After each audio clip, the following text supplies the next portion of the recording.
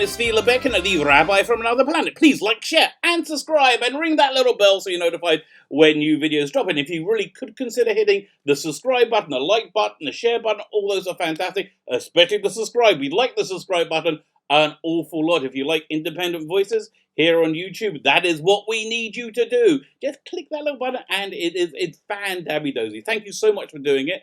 And I want to show you my appreciation. Firstly, well, anybody watching this video, you can download a Nicholas Briggs audio venture from the 1980s when he starred as a doctor. This was a fan group called Audio Visuals, which later became Big Finish. So it's got basically everybody you know from Big Finish in there. It's I think the adventures, the stories are very good. They're a little bit cruder than the what you get in Big Finish. But I just want to give you guys something because I do another giveaway where only one person wins. So I felt kind of bad. There are people who the people who don't win. So I want to make sure everybody gets something. So there's a different one each week. This week we're giving away one called Sword of Orion, which is a Sideman story. I think it's a very good one. The download link is in the video notes. Help yourself.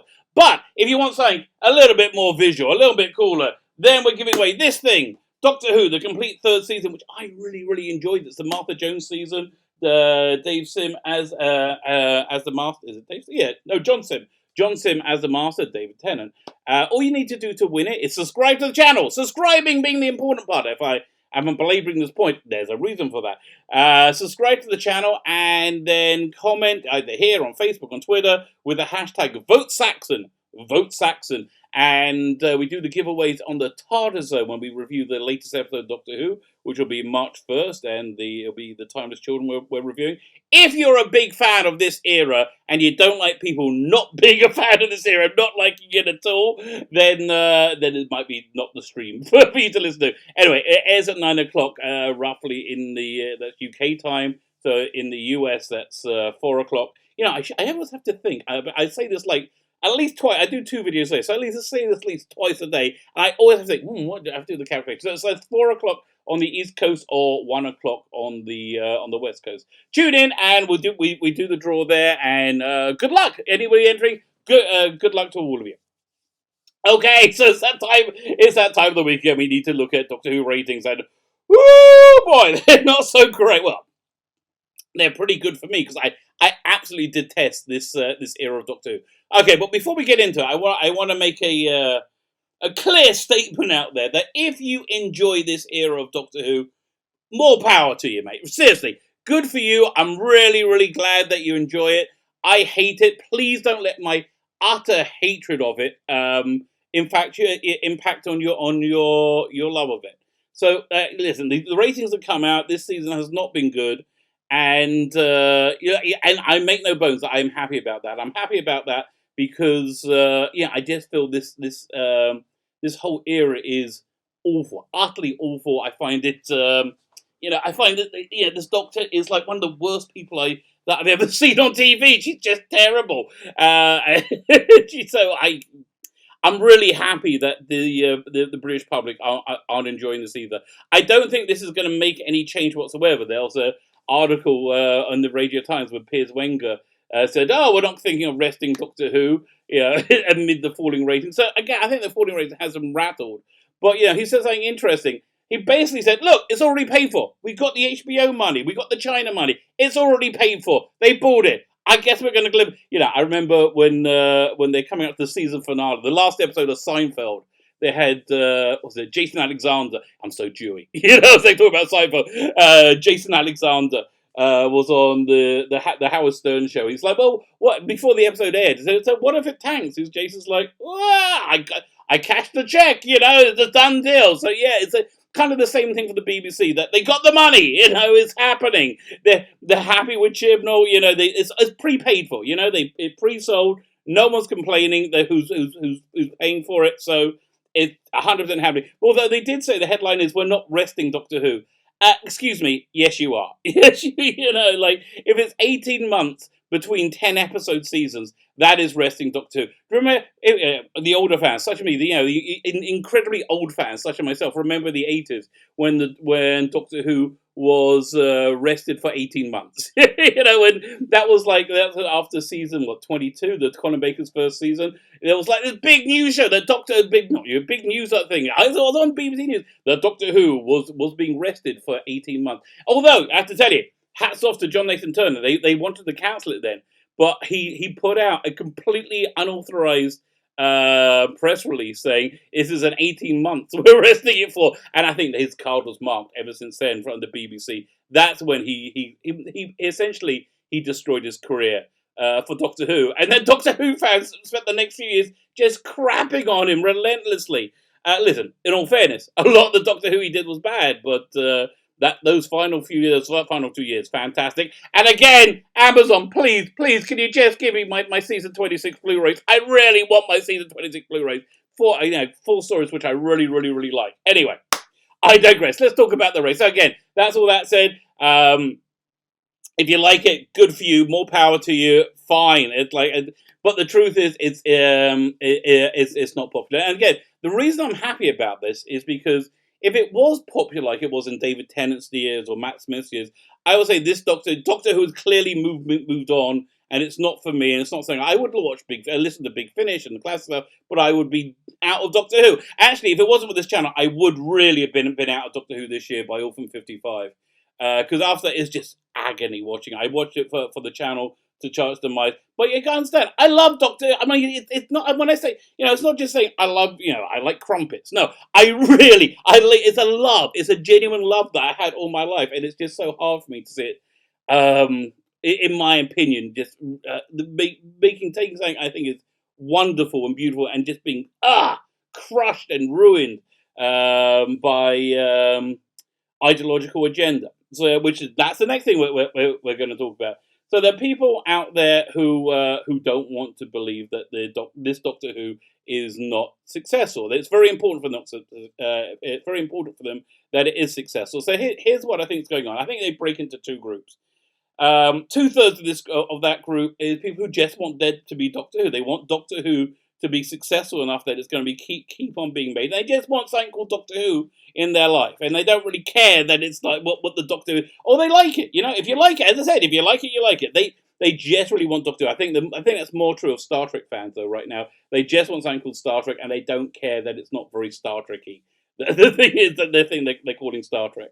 But there is I would say 1/3 of them. I haven't done any real testing, but that's just my gut estimation. There's 1/3 of them where it's really important that this series, this era is successful, because for no other reason than Jodie Whittaker is played by, well, actually for more than one reason, but for the main reason that Jodie Whittaker is a woman. Jodie Whittaker isn't played by a woman. Jodie Whittaker is a woman. The Doctor is played by a woman. So it's very, very, because they genuinely have this worldview where the Western world is inherently evil. It's had power and dominance over marginalized people. It always gets into like some skin color, like white people have been oppressing brown people. It's really bizarre, and they've been women are in the progressive stack, the stack of people who have been oppressed by this white male patriarchy, and so now in this age of more enlightened age, that the shackles of the bonds that the white male patriarchy has put on these marginalized people are being thrown off, and they're being thrown off to applause by the whole world. The whole world has been held captive by the white male patriarchy, and now finally it's a revolution. It's a new age. It's a dawning of the age of Aquarius. They're all so excited that they're sorry. Well, that's not what's really happening. What's really happening is insane people who think this way. If you look at like the reality of history, this utter nonsense. That worldview is utter nonsense. The idea that men and women were treated any better or worse before like the 1930s. It's utterly, yes. Women were treated bad. So were men in different ways. Everybody had a terrible life. The an average serf in 1627 Poland, for example, had a life, I would say, almost indistinguishable from a dark-skinned slave in America in the 1850s. It doesn't matter. Everybody had it bad, but they just look at women had it bad, so therefore they were kept oppressed by the male patriarchy. And yes, I agree. There was a time over 100 years ago where women had unequal rights. They weren't able to vote. That is true. I understand it. It's a long time since that's been over. I grew up in the 80s where it was one's skin color, gender, sexual orientation wasn't an issue. And if you made it an issue, you were an arsehole. and I still think you're an arsehole if you make it an issue in either way. So that's why I really don't like this Doctor Who. Anyway, so it's very important for them that Jodie Whittaker's Doctor Who succeeds, is a popular success, because that means the world's moved on and they're throwing off the male patriarchal tropes that we've brainwashed and instilled in them over the centuries. I'm going to say over the decades, over the centuries. It's a whole new enlightened age, and that it's not happening is they go, oh my gosh, no, we don't live in the enlightened age. The Nazis, the fascists, the bigots have taken control once again, and they're controlling the minds of the weak-minded proletariat, and they're very upset by that. So, yeah, it's a circular piece of logic which is insane and you can't break. Yeah, it's very similar to the Terminator. When you have Carl Reese, he comes back in time and he's eventually called, and the psychiatrist is interviewing him, and then he goes to talk to Sarah Connor afterwards and said, "Yeah, this delusion is freaking brilliant. It needs no external evidence whatsoever." So in this case, they just ignore the external evidence, and it's completely enclosed. It's completely self-fulfilling. He came from the future. He can't have any technology with him. There's no physical way of proving or disproving his story. And the same thing with him. It's like it's incredibly tight circular logic. And they're just it's just bonkers. I'm sorry, but that's what's driving it, and that's why they're incredibly disingenuous, and they do whatever they can to say, no, this Doctor's incredibly successful. And they can't say it now. Now they're saying, no, this was the same as Peter Capaldi. Nah, it's not. That's just not the metrics. The metrics is not that, and we're going to go through that in extreme detail. So let's look at what we're talking about here. One second, I'm trying to charge my mouse desperately. Let me see. Don't. Okay, I have 2% on my mouse. Let's see how long it lasts. Fine. So let's turn this on. There you go. I'll go over here so you can see me. You can see my pretty face. Hello. So you've probably seen this chart. I had it out last week. I've updated it this week, and there's more data on it. So let's talk about the different things that are on this chart. The different type of ratings there are. Firstly, let's go over here. We have. So there's 3 types of ratings, right? Well, actually 4 types of ratings we're going to talk about. There's the overnight ratings. They're the people who watch it in England on TV. They watch it that night as it airs. That used to be the only ratings. Although I don't really think it's fair in the 80s. They didn't include people recording on video because they're watching it later. I don't think was any way to track that really. So that we have the overnight ratings. The overnight ratings have been pretty darn bad. It's been going down and down and down and down. So then we have something called the consolidated ratings, which is this one, which is after a week of people watching it on iPlayer, it normally it's getting something about a 1.2 million bump. It was getting Capaldi has got a 2 million bump. This is now started at a 1.5 million and then just went. Did it start 1.5? Let me look. No, it started at a 1.8 million bump, and it's just been going down and down and down, which is something that we're going to talk about. Then there's something called the 4-Screen Plus, which I've read about it. I still don't freaking understand what it is at all, but it gives it quite a bit of a bump. And I just realised something. Oh, my calculations, I got something wrong. Interesting. So in the Capaldi years, the way they got the final ratings was not from the 4-screen, but for something called the L28. L28, L plus 28, is people who watched it over the next month. So the people who are fans of this era have been very upset that we're using the official BBC figures, which are the 4-screen, and not the L28. The L28 data isn't really out. But the L28 just actually started. I started because they got so upset. I really wanted to do a very fair comparison, and so the data I'm using uses that now. But I did some projections, and the projections were based on adding looking at the average bump that the L28 data gets and adding onto the consolidated figures, not the overnight figures. So I'm not sure I got that right. No, actually I did it right. Okay, fine. Nobody panic. Fine. Yeah, there are different. They're the four different ratings. You have L28. You have overnight. You have consolidated, and you have full screen. And finally, you have this other thing called AI. AI is called audio appreciation index, and anything above 75, 85 is considered good. The 2020 hasn't got anything above 85 as yet. Oh, here, let me turn this off. And there's another aside I want to say. If you are a fan of the series, I would like to admit something. This week's episode, Ascension of the Cyberman, which got very low ratings, it's got a 3.71 overnight. I think it's probably one of the best Cybermen story since Earthshock. I think which I know is kind of a shocking thing to say. It's one of the best Cybermen because I really think it got to like a lot of heart of what Cybermen is and did it well. It's Chris Chibnall doing his absolute best. Bless his little heart. He was really pushing, and he should have been doing this from day one, but he wasn't. You can feel like the fire has been lit underneath him, but I think it's too late.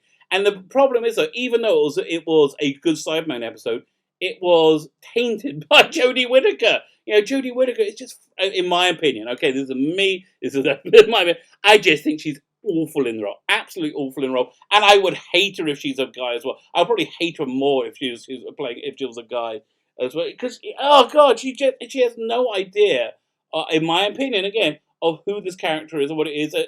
She's playing him like a children's TV character. And it's just, again, I hate it. And I hate the word, this attitude that's been put in her mouth of where she's part the Twitterati. I gotta look up see who came up with that. But she put that blue checkmark Twitter insanity. Like obviously the rainbow symbol on her chest is screaming. It's not screaming, I'm down with the LGBT folks. It's screaming, I'm down with the T folks! The T ones, yes! I'm big down with that! Because, that's like just the fad at this moment. And it's 10, 15 years from now, we're going to look back and go, oh my God, it's so embarrassing. It's so embarrassing. Like, when people from the 80s and 90s look back at themselves in the 60s, they're going to, oh God, I'm so embarrassed. It's going to be the same thing. I'm sure it. So again, listen, if you're a trans person, I have no dislike to you whatsoever, no hatred towards you whatsoever. I really don't. I'm happy to even use the pronouns you want. My personal belief is that gender in 99.9% of humanity for the entirety of human history isn't mutable. That's my personal belief and opinion, and I think there's reasonable science to back up that opinion. If you believe something differently, again, what I think doesn't impact on you. But again, the people who screen this stuff kind of don't really see it that way. So okay, let's go. So the ratings are. Let's go and look at. Turn this one back on, and we'll look at this chart. This chart you've probably been seeing online. I put one out last week. I'm going to put it. This is an updated one, and the line in blue is the Capaldi numbers. Is season 10, which was his lowest rated season, and the line in purple is this season 12. Is a visual representation that she's not very popular. Okay, she is not a very popular TV show. So it got what are we up to? The Haunting of Villa Dodati. If you take the final BBC view of things, that got 5.07. It's the second lowest rated episode. The first lowest rated episode was Can You Hear Me from the week beforehand. And I think that they're about to be knocked off the number 1 and 2 spots by Essential the Sideman, which again I found kind of surprising because it's very bad news, by the way, that that it's continuing to go down when you're hitting a season finale, and it's been a particularly pumped up season finale as it is. It's continuing going down. Last night got a 3.71, which was abysmal. So I think when you get to the 4 screen numbers, let's give Was good. Can You Hear Me got a 3.8, and this got a 3.7. I think it's reasonable to say this is going to pull out a 4.8 four screen consolidated four screen final number, which is very very very low. And then if you want to extrapolate the data, that's exactly. So I think 4.8. Now let's talk about we've started to get the L28 data in, and it gives you a slightly different picture, but not that much. The L28 data here. I was going to put this on for average viewership. I'll explain why we're talking about average viewership in a second. So L28 data that's coming from the first 5 episodes has it gives each episode about a 500,000 bump each week. So I've extrapolated those numbers, and again we compare them to Capaldi. So Capaldi, again looking at season 10, which is his lowest rated season, and I included Twice Upon a Time, because I included the holiday special, because they normally get higher ratings. The people who want to defend this era don't like you doing that. They don't like you doing that for 2 reasons. They don't like you doing that because, firstly, it brings up Capaldi's numbers, which makes them look bad. But secondly, if you include resolution into season 11, it brings down that highest average viewership number, which they were really, really, really wanted to stick with forever. But that's why they do it. But I think it's not fair. If I'm comparing apples to apples. We're including Spyfall 1, which is their holiday episode. So I think it's only fair to include it. So if you're looking at the L28 data, and I got the first 5 weeks, and I've extrapolated for the next 3 weeks. I've added 500,000 on each. The L28 data is the average rating for this season will be 6.06 million, whereas according to compared to season 10, 6.2 million. So you see that this is this is less popular. It's just the way it is. If you want to go on firm data that we have right now, we can look at the consolidated ratings. So the consolidated ratings for season 10, you come out with a 5.64 average, where with season 12, 5.45. Again, this is a least less popular season. It's just the way it is. I'm sorry. That is the way it is. Actually, I'm not sorry. I'm really happy. That's the way it is.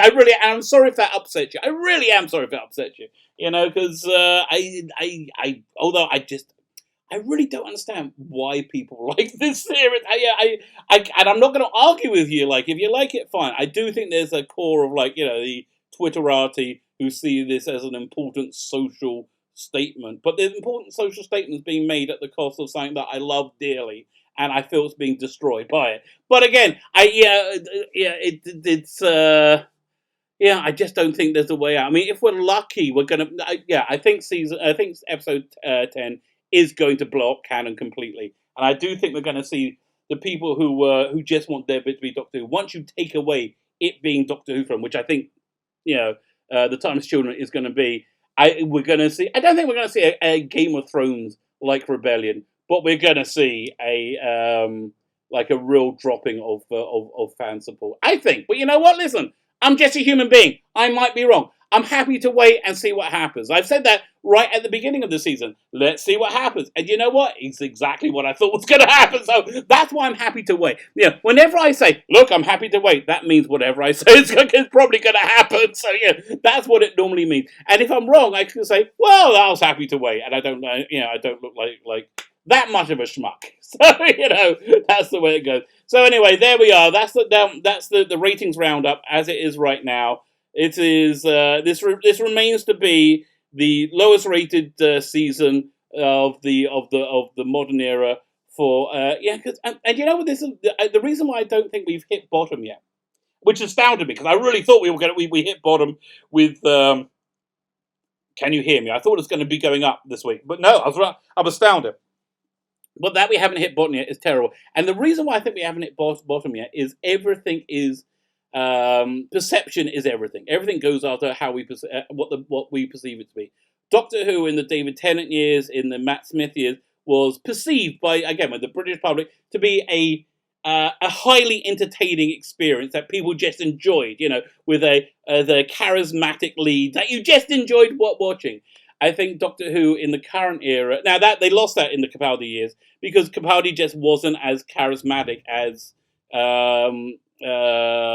Matt Smith or David Tennant. He was. I loved his performance, but I just loved his performance. It was fantastic. But he played him very, very cold that first year. I think they just alienated,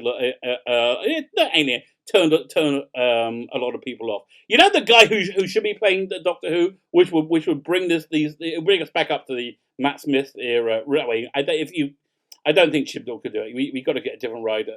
But the guy, I can't remember his name, in Star Trek Picard, one of the only things in Star Trek Picard that I really like, the guy playing Narek, he would be freaking awesome as a Doctor. He would be absolutely fantastic. And you know why I think it'd be good? Because both my gay friends and women, whenever they see him, they go, "Ooh, who's that?"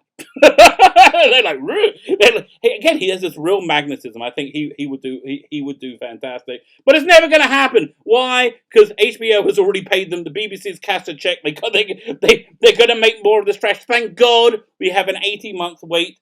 I mean, we do have to go through the Timeless Children, which is going to be, I think, just horrendous. But just. I could be wrong, okay? That might not happen. Anyway, my name is Freema Beck and the Rabbi from Another Planet. Please like, share, subscribe. Ring the little bell so you're notified when new videos drop. Please subscribe. That really, really helps me out. Thank you so much.